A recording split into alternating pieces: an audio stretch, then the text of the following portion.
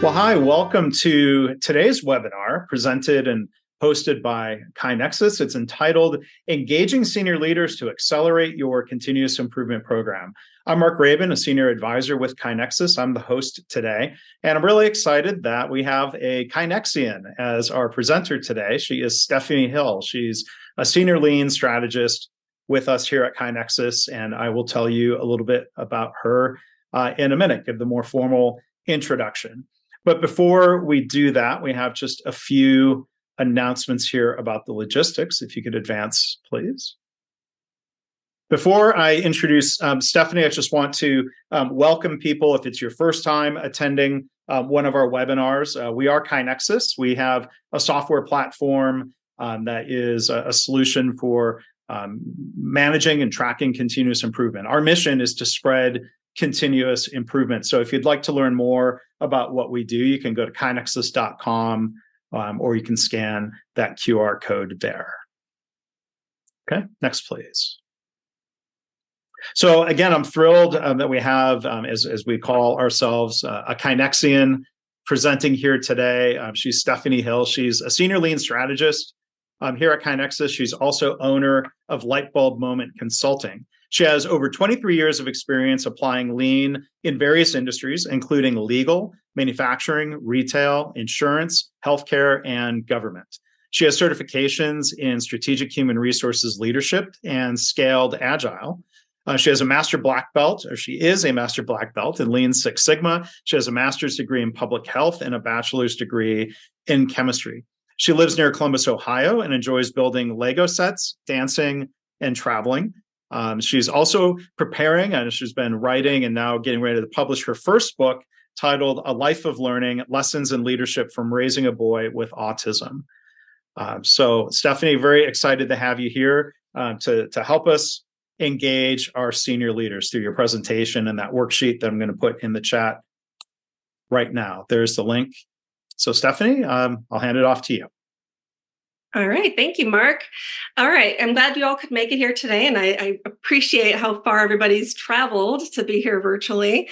So before I get too far into it, I do want to talk about a few terms, I guess a couple of terms that you see on this very first slide and how we'll be using it throughout this discussion. So first of all, when I say senior leaders, I'll also be using the term executive interchangeably with it. I know there's a slight difference between the two terms, but that's how I'm going to be talking throughout today. And the other piece of it is I'll be referring to your continuous improvement program. And so I might say CI, but the other thing to note is that this can apply to any kind of program that you have. So whether you're calling it Lean or Six Sigma, if you're calling it project management, whatever the case is, that's what we're talking about today. So I just wanted to cover that first. When I thought about doing this topic, there were a couple of reasons that really, I think that it occurred to me. So one of them is that as CI practitioners, it seems like we often forget to include executives in our execution of lean or continuous improvement. And I think part of that has to do with, first of all, like I would say my upbringing in lean was that you involve the frontline and you get them engaged because the things that they're producing, the services they're providing are directly tying to the customer. And so that's where you really wanted to focus a lot of your energy, and maybe with their leaders to ensure that they have the support and the time that they need to do the work. However, when we look at the executive team, and I'll talk a little bit more about this in a minute, but we really need their engagement. I think we also might view as CI practitioners that our sphere of influence may not include the executive team. And so it's often a lot easier to just sort of focus our efforts elsewhere. So we're gonna tackle that gap today, and we're gonna make sure that we will address that. The other part that I thought was really important was the fact that I have seen a number of CI programs for people that I know very closely, that the program itself was really thriving. And they had like one executive who was a really strong advocate, a cheerleader for the program, that left the company. And once they did, because that was really the reach that they had, the CI program began declining. And eventually some of those whole programs might have failed entirely. So it's really important today that we not just talk about one executive, but talk about the entire senior leadership team. All right.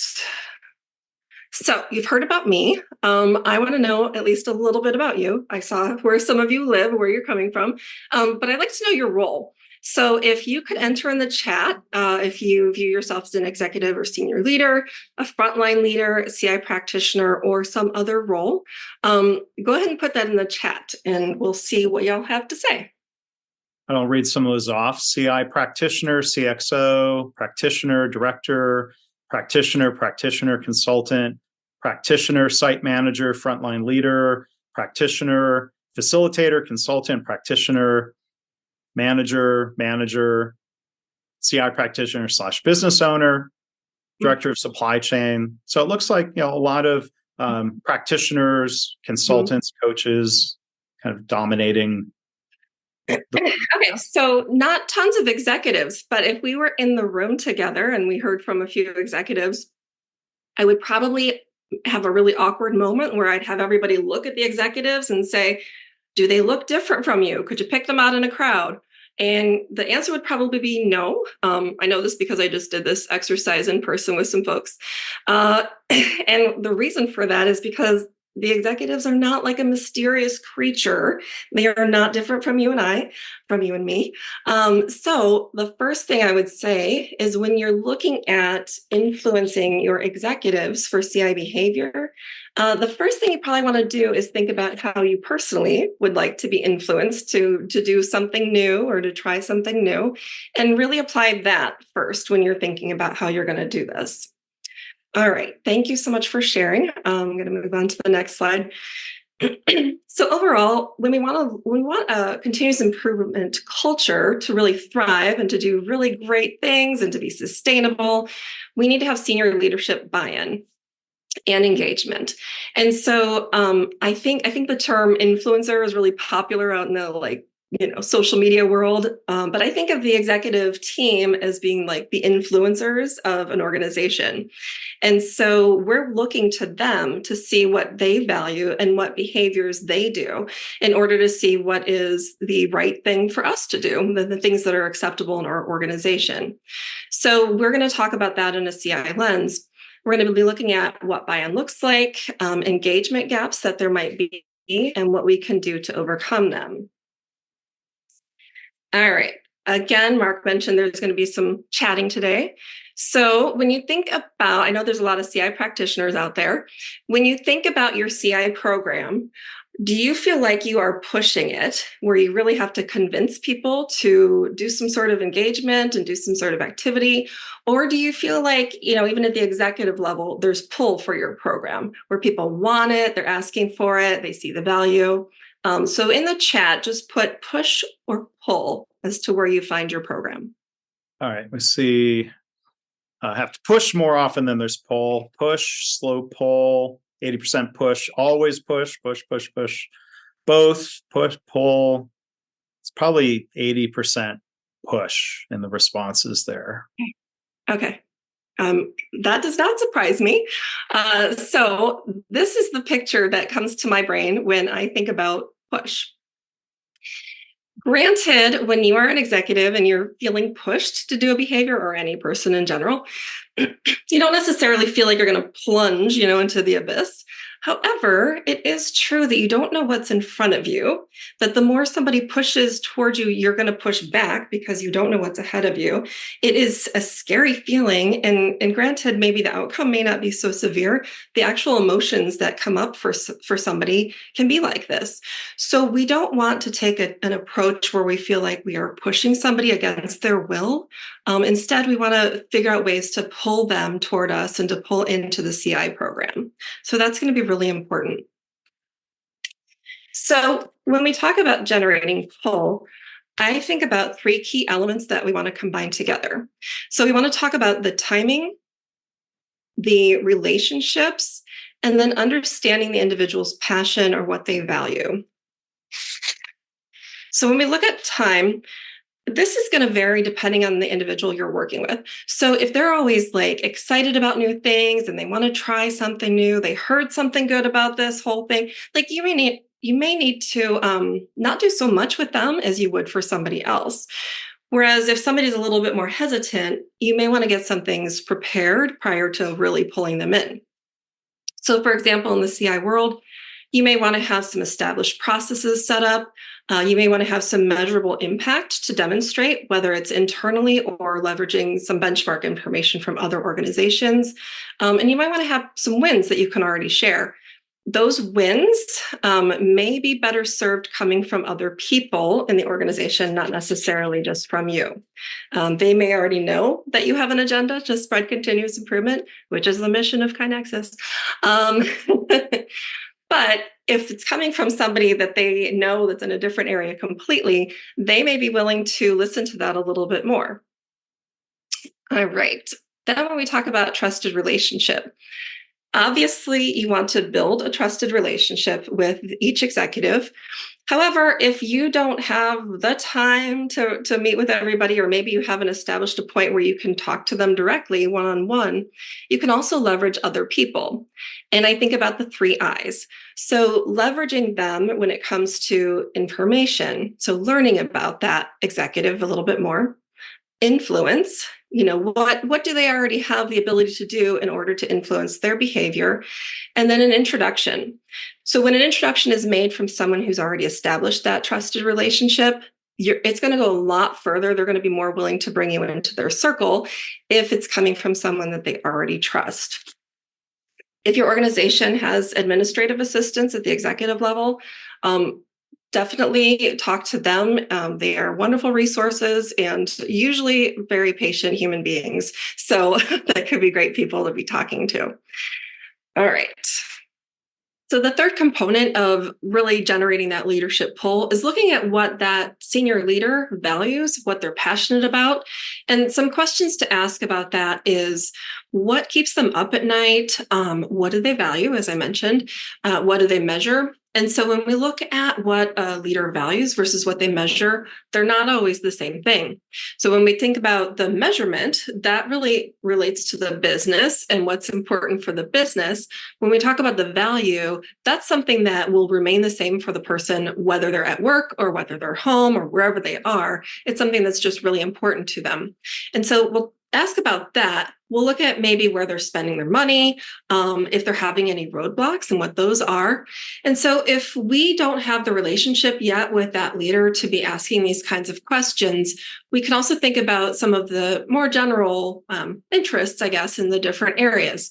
So if we're looking at human resources, maybe that person would be interested to know about FTEs that they're not backfilling because of some improvements that we made to the workflow.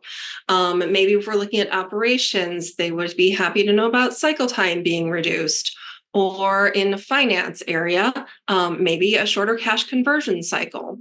And so just kind of thinking also generically, but the more we can get to know a person and know what's individually important to them, the better.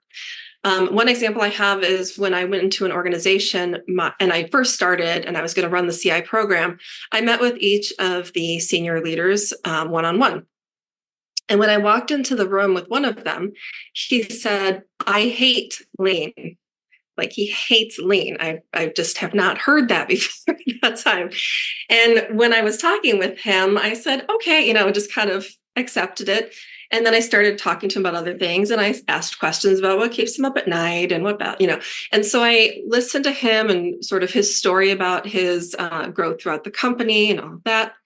And so towards the end of the conversation, I said, would you be willing to let me work with one of your frontline employees?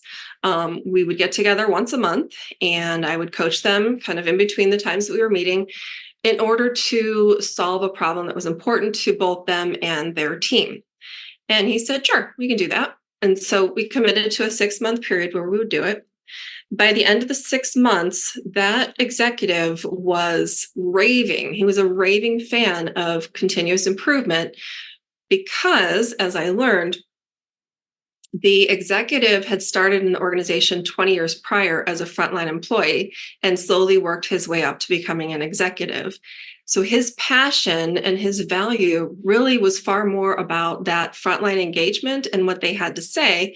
And in this case, the frontline individual was really excited about CI and really excited about the problem that they were now independently able to solve and could tell their coworkers about it too, than he ever was about any kind of metric that the company might have achieved.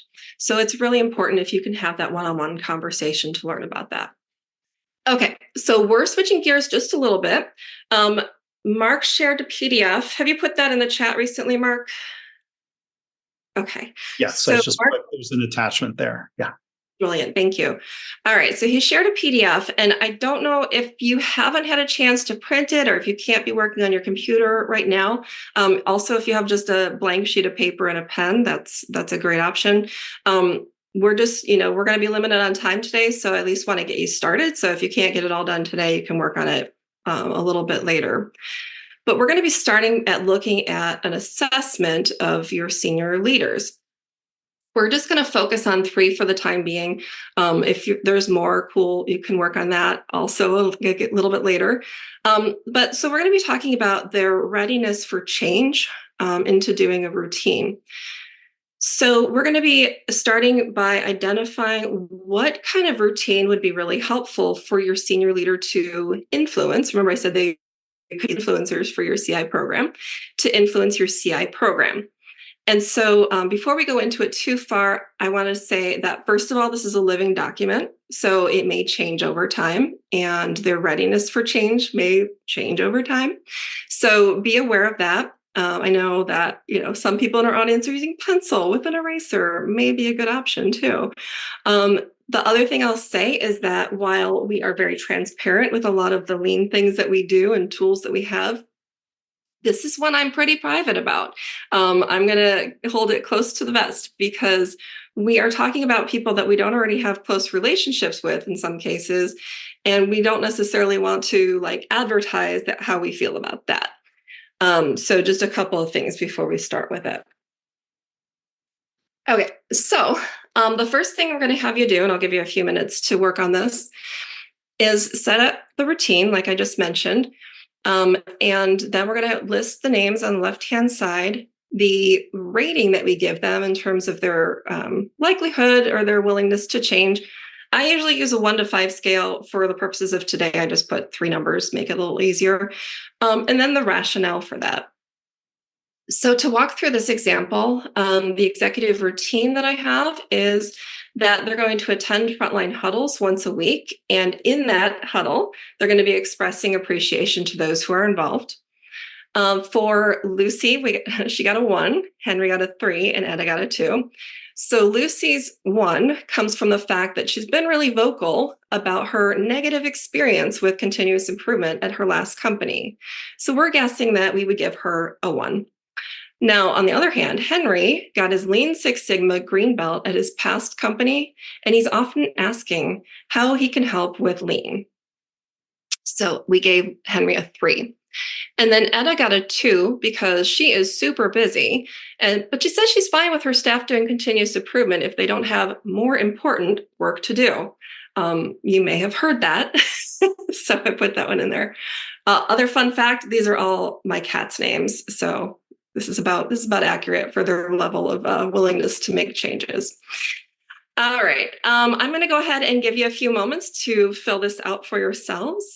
And I'll just kind of chat in the background with Mark. Hopefully that doesn't disturb you too much while you're working on that. All right. Mark, do you know what the CI habit is that we have for executives at KaiNexus that we often promote? There are many habits. You want me to tell you? Yeah, which one were you thinking of in particular? I was thinking about, we've been talking with executives a lot lately about going into people's ideas, improvement ideas, and liking, acknowledging, and commenting on their ideas. Yep. And I think that, so I was thinking along the lines of KaiNexian habits and traits that lead to success at the company. There's a lot of other good habits that leaders have, like, for example, an openness about admitting mistakes. Mm. I wish there were a book about mistakes.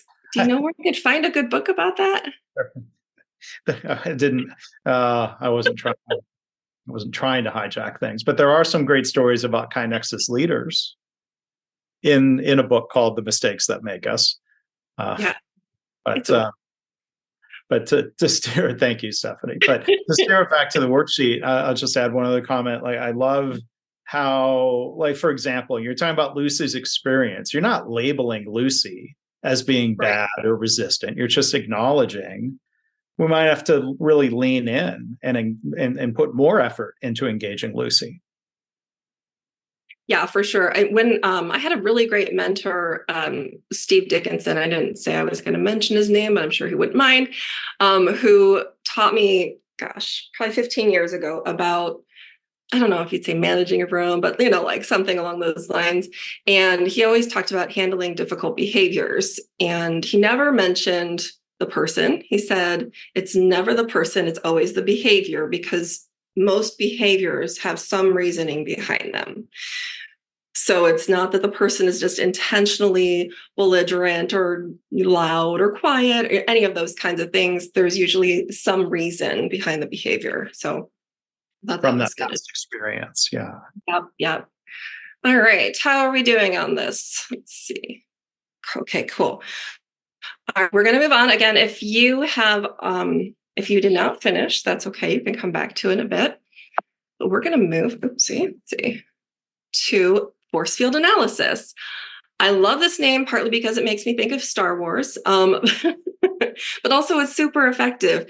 And when you see a force field analysis template out in the wild, it probably doesn't look like this. It's usually left to right. So you see contributing factors on the left side and opposing on the right, and they have like arrows pointing towards the center, which is the behavior or the routine. In this case, it was just to fit everything on one sheet of paper. So this is what you got.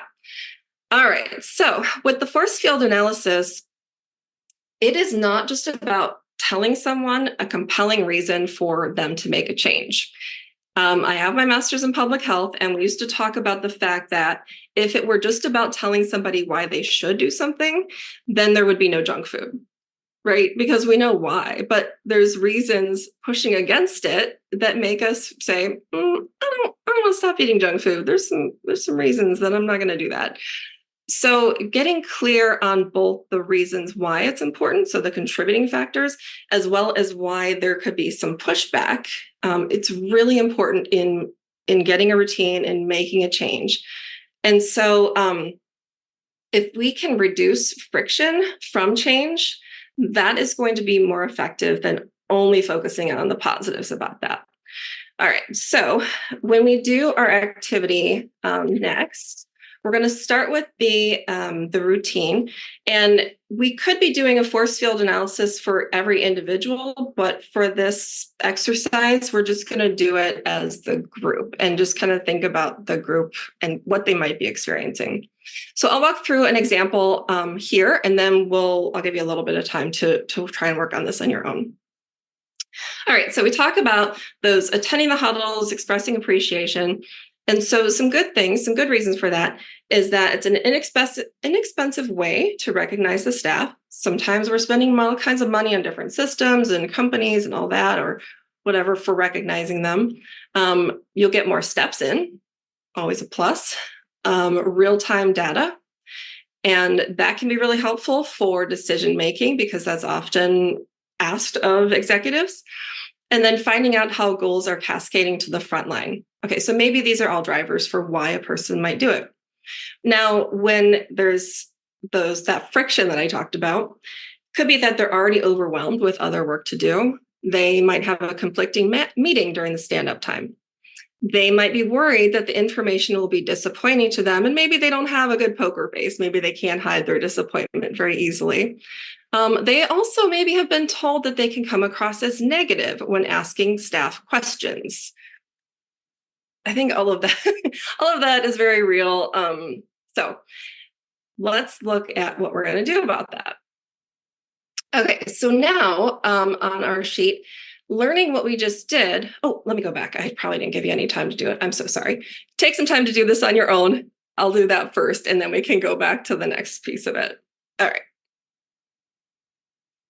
I am going to say that if anybody has some cool, like, opposing stuff they want to share, go ahead and put that in the chat. I'd be curious. But Mark, I wanted to say that one thing I find I'm seeing a lot of like connection with some of the work that you do with this stuff too. Mm-hmm. I had when I did my last like in-person conversation about this, one of the issues that a person was having regarding the executive being willing to make a change boiled down to psychological safety. Mm-hmm. And so when we think about our senior leadership team, I think that sometimes we have these like rose-colored glasses about how their life must be. Mm-hmm. And we think like they're so confident, they have no worries, they just go out there and make it happen. And the reality is they have all eyes on them. They are making big decisions that could go wrong. And, and maybe sometimes they're leading people they used to be friends with. And, there's all these things that they are thinking about. And so I don't know, I think it was really interesting to note that psychological safety is one of those things that could be a friction point. Yeah, I wouldn't assume that somebody in a senior position feels a high level of psychological safety just because they're an executive. It depends on how the CEO or the board or other senior leaders are treating them in different ways. Mm-hmm. So there was a question that came in through the chat. What do the arrows represent? If you could speak to that. Yeah. So actually in a typical force field analysis template, the arrows have a lot of meaning. So the arrows you can draw towards the center, they can be like, some of them are thicker and longer, and some of them are short and thin or something. But the length of the arrow and kind of the size of the arrow can indicate how much of a force it has toward that habit. So it can come from either direction. It can be like a really strong reason that somebody's going to want to do a behavior, or a really strong reason that they're not going to want to do the behavior. Hey, thanks for that question. Okay, I'm going to move to the next step, if that works. Okay. Mm-hmm. All right. I feel like this was a spoiler because you already saw this slide, but you're going to take now what you learned from your force field analysis that you just did, and you're going to then look at that and think, how can I apply what I just learned to some ideas I have to engage with that executive? And so in these examples, I have that for Lucy, we might leverage Henry to influence her. We could demonstrate prior wins and impact to the business. And we could also offer some standard work and talking points to guide a positive experience. So if you recall, one of the things that were opposing factors for them was that they might feel like they're going to say some negative stuff, or they're going to ask questions in a way that comes across as kind of negative to the people that they're talking to. So coaching them and maybe giving them some pointers on that could be helpful. With Henry, so Henry was a big advocate, we could ask him how he could better engage his peers, ask for some positive outcomes and stories from lean practices. And then Etta, we want to educate on the integration of CI with daily work. So, Etta was the one that said if they don't have anything more important to do. So we'll talk about how the work kind of goes together with their day-to-day. And then kind of like with Lucy, we would offer those standard talking points there. So go ahead and for yours, you can fill in some engagement ideas. We'll fill in the rest of this in just a minute. So just stop once you've done the engagement ideas.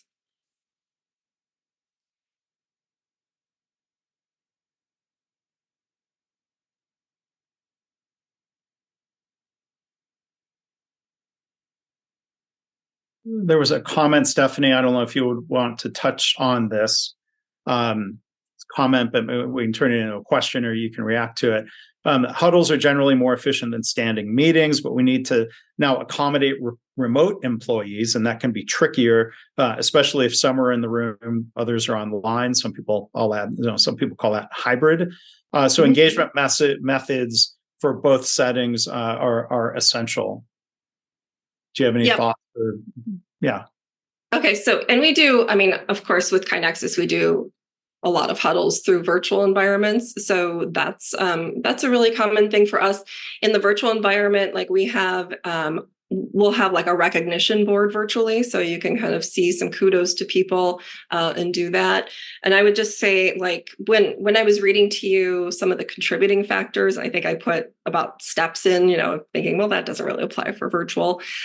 So you probably want to look at it from both angles of it and say, like, if you're engaging in person versus virtually, what are some of the contributing and opposing factors? I do agree that it's nice to be in person with people, but you also don't want to isolate folks who can't be there in person. So you'll want to make sure that, maybe like a good practice could be alternating, whether you're showing up in person, whether you're showing up virtually or something like that, to engage people in sort of a more even manner. And Mark, if you have something to add there too, I'm cool with that idea. Yeah. I think we're still figuring that out. Within, KaiNexus has a lot of experience with hybrid meetings. One bit of technology that seems to help is that OWL camera. So I'm almost always remote, but that camera or a couple of those cameras in a room full of people, that camera does a really good job of zooming in on somebody who's speaking. So you're not just looking at a wide shot of the room. Like, that helps me stay engaged when I'm remote. Right. Okay. I'm going to move forward if that works for everybody. Okay. So we're going to put that aside for a minute because we're going to start talking about habit science. One thing we look at a lot lately with KaiNexus is habit science, and it comes from these 3 books primarily. So The Power of Habit, Atomic Habits, and Tiny Habits. There is a QR code if you want to check out the webinars that we've been doing. I'm going to advance the slide though. So if you're going to take a picture, do it very quickly. Okay. All right. When we talk about habit loops, essentially they're made out of cues, routines, and rewards. The little guy in the middle is who we call OFI, our mascot, which stands for Opportunity for Improvement. So when we're thinking about this in sort of an individual level, so for me, I have been studying languages on my little Duolingo app for a little over 2 years now, every single day, haven't missed a day. And so when I think about my habit loop, when it comes to that, my cue is actually my coffee. So I make coffee in the morning, and that's my cue. So cues are really best if they're either like time, location, or I think one of the books at least calls it habit stacking, when it follows another habit that you have really ingrained in your head. I have coffee every day. I have to do it. All right. So that's a cue. The routine for me is studying my language. And that's changed a little bit, but at the core, that's what it is. And then reward is great if it's both. There's an immediate reward, a long-term reward, and especially if it ties to your envisioned identity. So in my case, my identity that I am like going toward is that I'm a woman who travels internationally and can speak the language wherever I go. So that's kind of how I define it. And so that's my reward there. But when we look at it from, like, when we're talking with people from KaiNexus and we're talking to customers or whomever, we look at it not just at the individual level, but how it interacts with the other levels in the organization. So for the example of the huddle, like attending huddles, maybe a cue would be simply that they get an Outlook notification. The routine is that they're attending the huddles. The reward for them might be that they're getting the real-time data so they can make good decisions. But that could become a cue for the next person, or maybe the person at the front line, that they're going to do more of the improvements that they're doing that cause the executive to get excited and to recognize them and so forth. And so there can be like this whole cycle that the executive, when I mentioned at the beginning that they're influencers, this is kind of how that cycle works, that they can influence habits as they go through the organization. Okay, so now we're going to think about, with the examples that you all wrote on your documents, we're going to look at potential cues and rewards that might work for each of these individuals. So if you remember, the cues work really well if they're time, location, or habit-based, so based on another habit. The rewards work really well if they can be short-term, like immediate, long-term, and then tied to their identity, which may take a little bit more information on your behalf to know that. So for this example, all three of them had calendar notifications. Now Lucy also got a phone reminder and had Henry checking in to say, hey, time to go to the huddle. And I will say that for people who are at the more, actively opposed or they're not so used to it, they may need a little bit more prompting, more cues to get them to get started with that cycle. And then on the rewards, so as I mentioned, the real-time data, public recognition, Henry's excited about seeing his employees happy about their work, getting recognized. Etta is driven because she's seeing goal alignment and measurable outcomes. She's also having increased confidence to delegate her work to other people because of what they're doing. And so I would say just start with, just a hypothesis of what might work. This, as I said, is a living document. And I believe that the cues and rewards need to be iterative. So you need to kind of be checking back and seeing what's working. If something's working today, it may not be working tomorrow. So you just kind of want to revisit this. But go ahead and take a minute and fill some of this in. And I would be curious if anybody has some cool reward ideas, especially because I will say we have been looking for really great reward ideas at the level to promote some of the behaviors that they're doing. So yeah, I'd be curious to see what y'all come up with. And I'll throw a question at you, Stephanie. What are your thoughts around, recognition as a form of reward, as opposed to a lot of times people think first about something financial when they hear the word rewards? Yeah. And are you talking about at the executive level or at the person they're talking to level? That's what I'd say. Yeah. We're generally, generally the financial rewards flow top down, but recognition can really flow in any direction. And there are people putting in the chat, recognition boards, posting a company kudos for somebody who's doing the habit, handwritten thank you notes. Yep. Oh, yeah. Thank you notes is great. For sure. Yeah, we have something we often will call, they can call it whatever they want, but we call it internally honor roll. So we have an honor roll where those people, we really do a shout out and kudos to those folks. But like I said before about the executives, being like everybody else, it's nice to hear thank you. And so I think about at KaiNexus, we have a weekly meeting, all company meeting, where everybody takes turns and shouts out coworkers as they go through and we each talk. I don't hear as many for our executives in the company for shouting out. And so I noticed last week somebody said, oh, I really want to shout out, Greg and Jeff. They don't hear it as much as everybody else does. And I'm sure, it's nice. I think everybody wants to be thanked. So I don't know if that answered the question, Mark, but yeah, okay. In the chat, I gotta read this. Somebody said balloons. Oh, maybe not latex, because sometimes people have an allergy. But yes. But somebody else commented that rewards vary from one person to another. So that could apply whether it's balloons or else. Yeah, I've been at companies when they ask you up front, when you first start, to fill out this whole, what kinds of things motivate you. And they really did individualize. It was pretty cool. All righty. Okay, so when we talk about that generating pull, which I brought up quite a bit ago, one thing to make sure of is reflecting before you pitch. So when we think about what's going to generate it, it's kind of a combination of your CI program and you. So from the CI program standpoint, I would say really be honest about what your program currently provides and doesn't provide in terms of what that executive is seeking, and then what it realistically can in the future. So don't go over promising, be really real about what your program can do. And then in terms of you, make sure that the perception of working with you is really solid. And you're going to have to work on that over time and make sure you're building and reinforcing that positive relationship with the person. And once you have those two things that are really solid and they really see the value of it, you're going to get that buy-in and engagement going forward. Okay, so to summarize what we talked about, first of all, generating pull.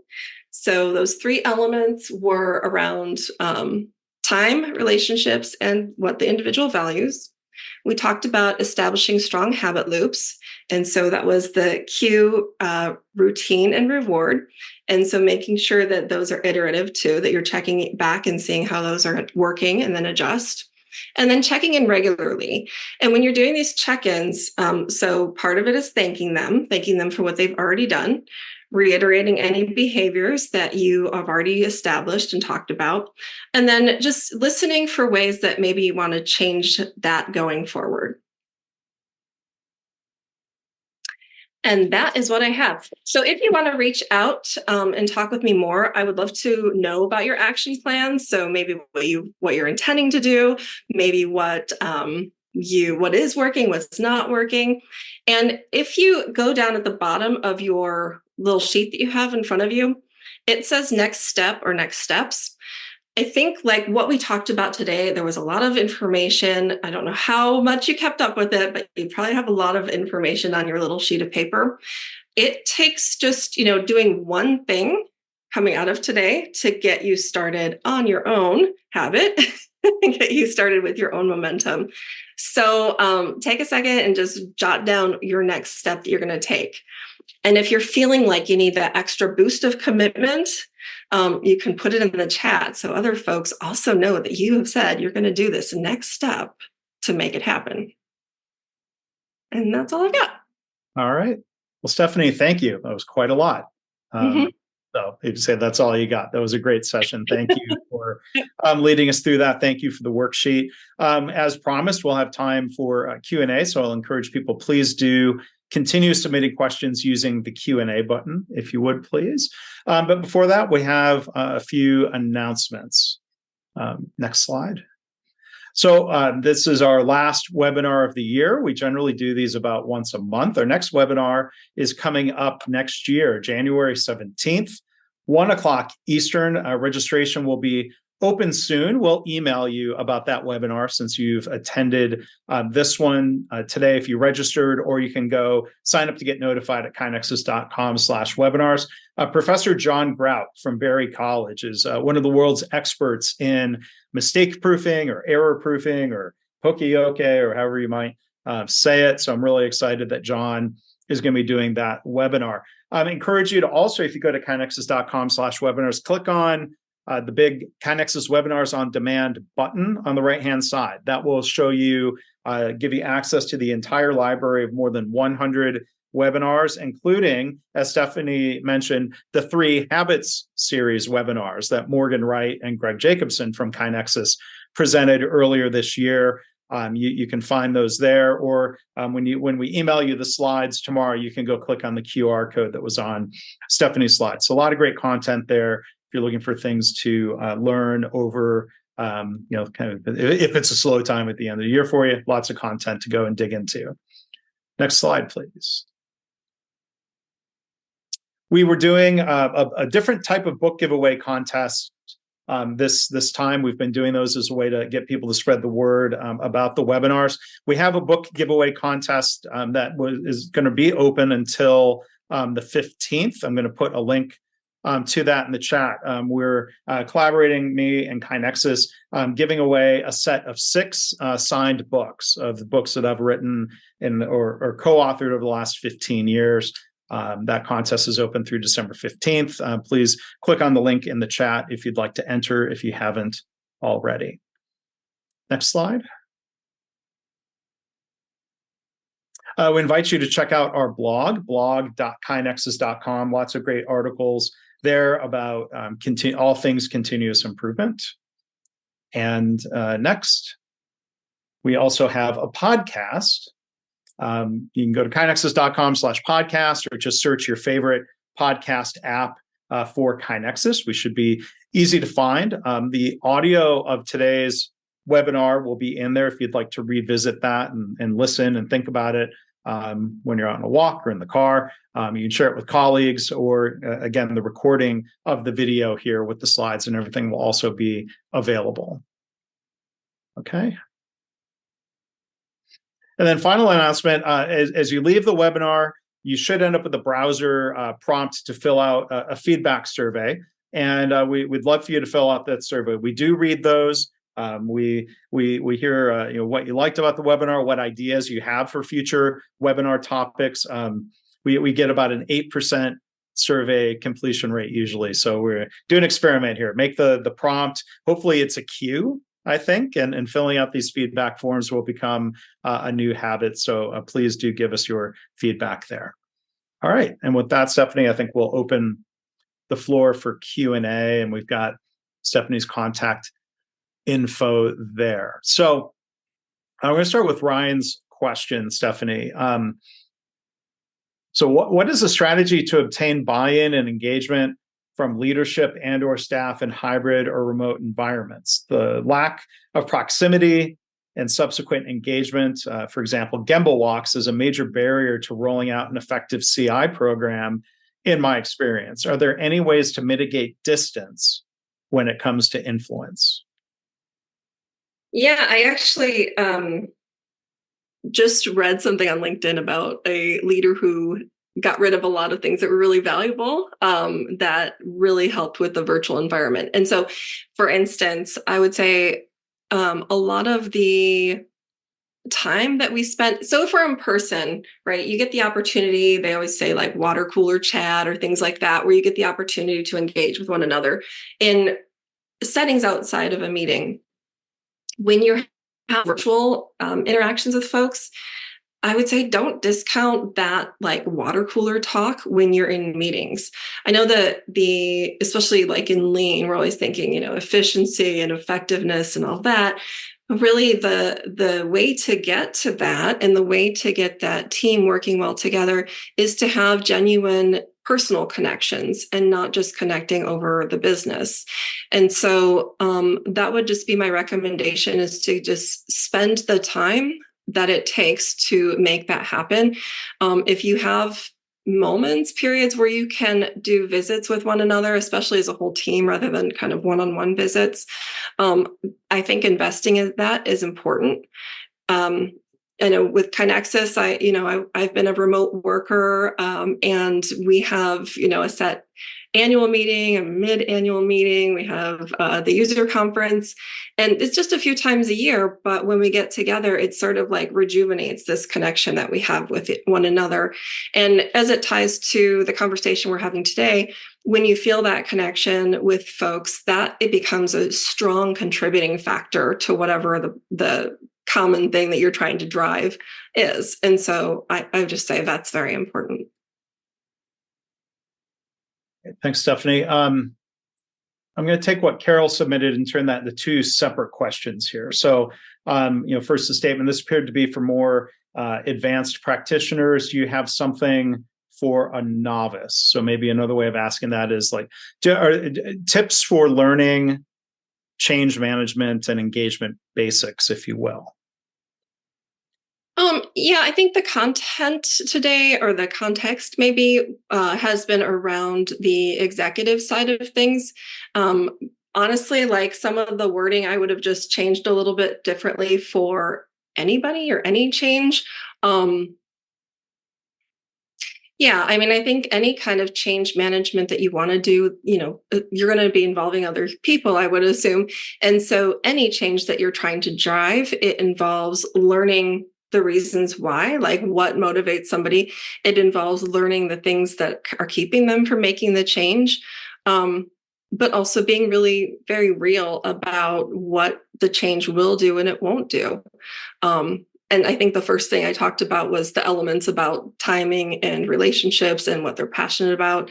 If you can take the time and learn that about whomever it is that you are working with, I think that's going to be really valuable for you. I don't hear your audio, Mark. I was muted, my mistake. I just put a link in the chat for Carol or for anybody, it looked like about a 5 or 6 minute video, I think, on change management basics. So I encourage people to check that out. And we do have a really good YouTube channel. Second question from Carol. Lean is new for my organization, but Six Sigma is not. The opposition appears to come from the Six Sigma practitioners. Any guidance on getting them on board? And Stephanie is a master black belt here, kind of can help us bridge if there's a gap between these methods and some of the history. What are your thoughts there, Stephanie?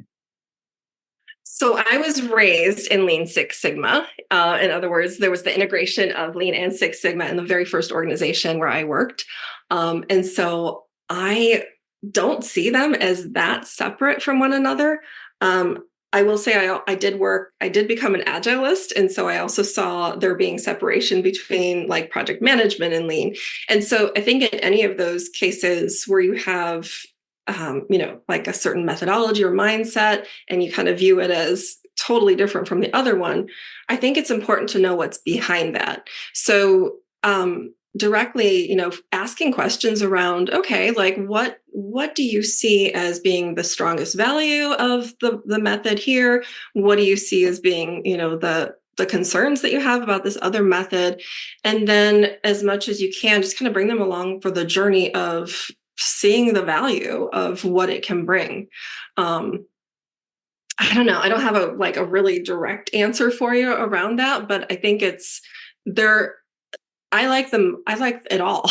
Obviously, I see reasons for the Six Sigma side of things. I see a lot of reasons for the Lean side of things. And so there's definitely value that can be had from all of it. So, I would just try to dig a little bit further into where the opposition lies. Yeah, and I think some of the things you shared today about leaning in, pun unintended, who cares if the pun was intended or not, right? But leaning in to engage instead of writing somebody off. I think when you sense that opposition or resistance, we really kind of have to go, as you were saying, understand what is driving that. It could be previous bad experience. It could be unfamiliarity. It could be fear of like, oh gosh, well, I don't understand Lean, and that might make me look bad, when they know Six Sigma really well. I think, and remembering that when you push, it's a natural human reaction to get pushed back. Yeah, and I will say, like earlier in my career, I was very maybe dogmatic about Lean, Six Sigma, like all the tools and the techniques, and it goes this way and it goes that way. And over time, I had some mentors I don't know, maybe leaders who would maybe forbid me to even use certain terms. And I had to go around the terms and use different terms, or, and just the way I spoke was in some cases rubbing people the wrong way because they didn't know that term. And so the one example that I shared where I had the conversation with the executive, that place I pretty much exclusively talked problem solving. I didn't talk Lean. I didn't talk Six Sigma. I just talked problem solving. And then, my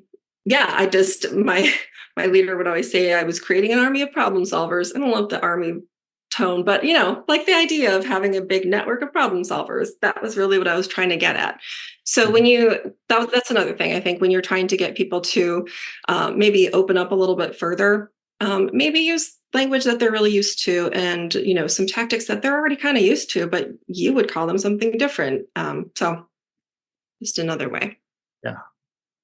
We got a question here from Alan. What are some methods to help justify the investment? In other words, cost for executives and their participation. The cost is number 2. From my experience, behind time is the top deterrent to adopting CI implementations. If executive time is more expensive than frontline team member time. I see. Okay, I thought I'm interpreting that as what's the ROI for anybody in the company. Excuse me, doing Lean. I think that's how I'm reading it. But the ROI, the cost part of the ROI for executive participation, the threshold might be higher, or maybe Alan can clarify if we're not quite answering the question. Well, I'll start like jabbering and see if maybe I'm hitting it. And if not, he can let us know. I, they are probably paid more than a lot of us are, I would say. So, in some ways the ROI does have to be there, and, but the time that we are talking about, like with our behavior from KaiNexus, we ask for 15 minutes a week. And we demonstrate that with the 15-minute investment a week they have in liking, commenting, and all that we're seeing a major impact in the engagement level of the front line. We're seeing more ideas come through. We're seeing more ideas completed for improvements that the front line is doing. And so at the executive level, it's kind of a cool way to look at it, because they can invest less time and have a greater impact than, at the front line. Sometimes we'll have them sit in a room for 5 days and do an event or something. Where, at the executive level, they can spend an hour and get huge returns. So I don't know if that helps at all, but did Alan write more in there? There was the last, and we can wrap up on this, the clarification, mainly, how do you justify, this maybe more broadly, the investment in CI to executives? Oh gosh, that was probably another webinar.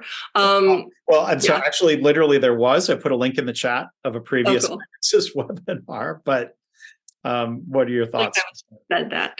Yeah, I mean, I think it's really cool that we can do that pretty readily with our software, like, because we capture impact, and so we're always monitoring that.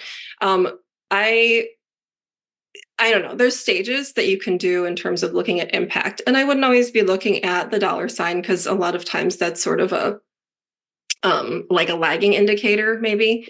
But if you're looking at indicators that are showing positive impact in a short period of time, just making sure that you're capturing up front when you're about to do some improvement work, what it is that you're looking to change, what's the problem, what's the impact of the problem you're seeing, and being really clear about that. Because when you're really clear about that as part of your discipline, then that makes it a lot easier on the back end to be able to see what the impact is and how it's impacting the company as a whole. I do think you should track that because even if you have an executive today who says they don't care about that stuff, your executive in the future may care about that stuff a lot. So I do think it's important to be tracking the impact of the work that is being done. Yes. That's a great answer. And people who are using KaiNexus already can do a lot of that tracking in the system. And if people are looking for help with that, maybe they can contact us here at KaiNexus, or check out more at our website, KaiNexus.com. Stephanie, this was great. Thank you for taking the time to do this. Thank you for sharing the worksheet and your thoughts and experiences and guiding us through this today. I want to thank everybody for attending, and we'll hope to see you at future KaiNexus webinars. And again, please check out everything that's in the webinar library at kainexus.com/webinars, or our YouTube channel. There's a lot to check out there. So again, Stephanie, thank you, and happy holidays to you and yours. All right. Thanks, Mark. Thanks, everyone, for joining.